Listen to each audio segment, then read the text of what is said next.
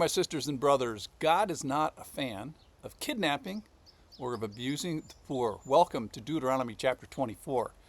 So we're going to be talking today about justice as it applies to kidnapping, and justice as it applies to the poor, the sojourner, the hardworking, and the borrower. All right, let's start with kidnapping. Verse 7 from Deuteronomy chapter 24.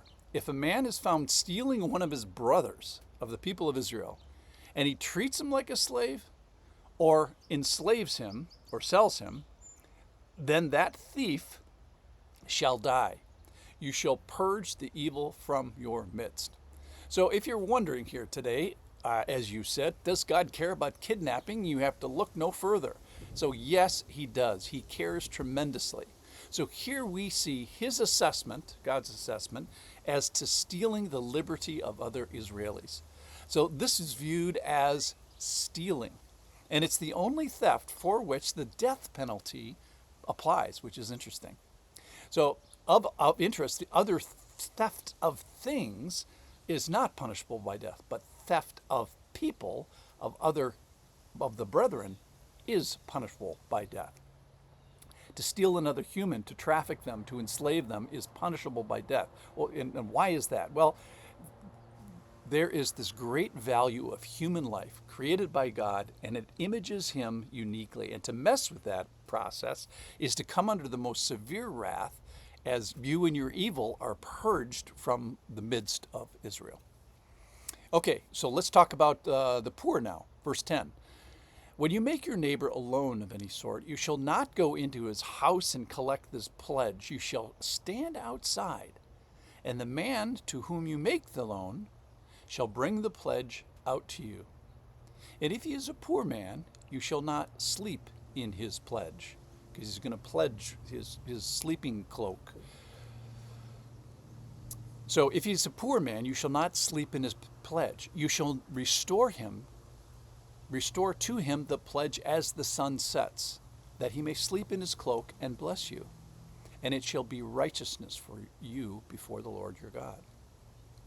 So this addresses the tricky subject of loans amongst the people of God. And if you make a loan within the brotherhood, do your best to maintain the dignity of the borrower in the following ways. Well, number one, don't go barging into his house to collect his pledge. Let him bring it out and have the dignity of the borders of his own home.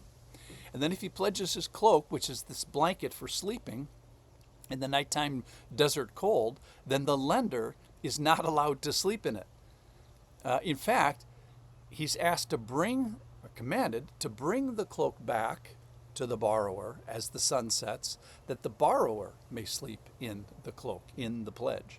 So now remember, at this moment, the financial loan has not been repaid, but mercy, grace is extended to the lender. And the Bible is full of mercy and undeserved grace, so this shouldn't be a big surprise to us that have read the Bible.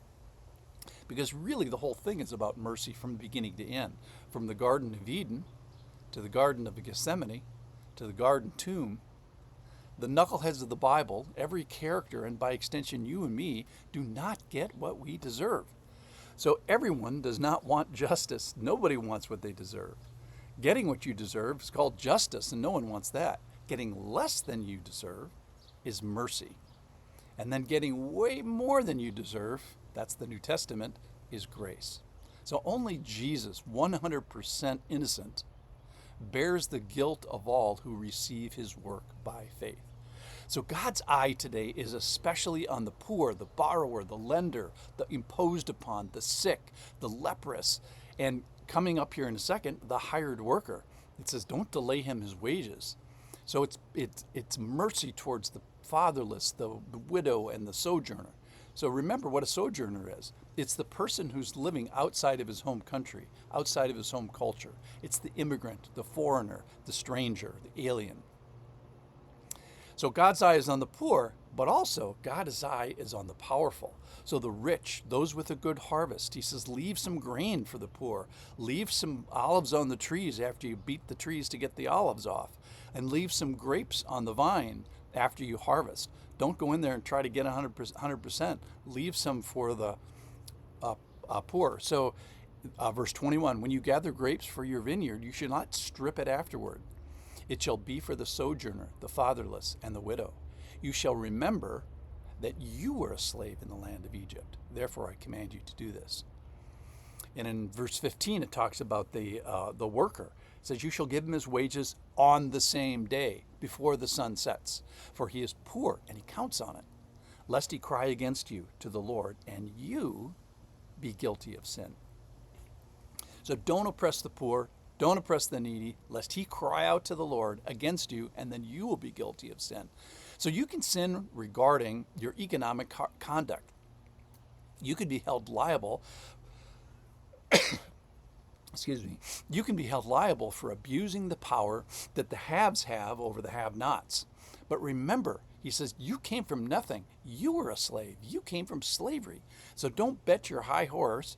Don't get on your high horse, because it was the Lord who saved you from the horses of Pharaoh, from the Pharaoh's chariots.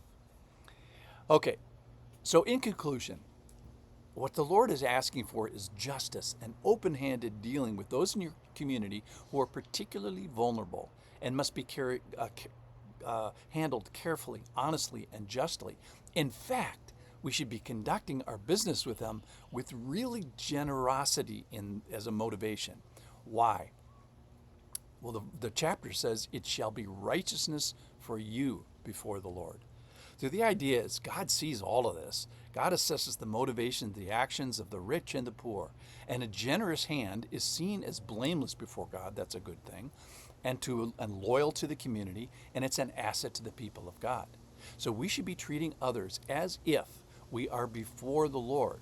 Why? Because we actually are before the Lord. So final question. If you knew that your financial actions were done before the eye of the Lord God, what would have to change? What should change?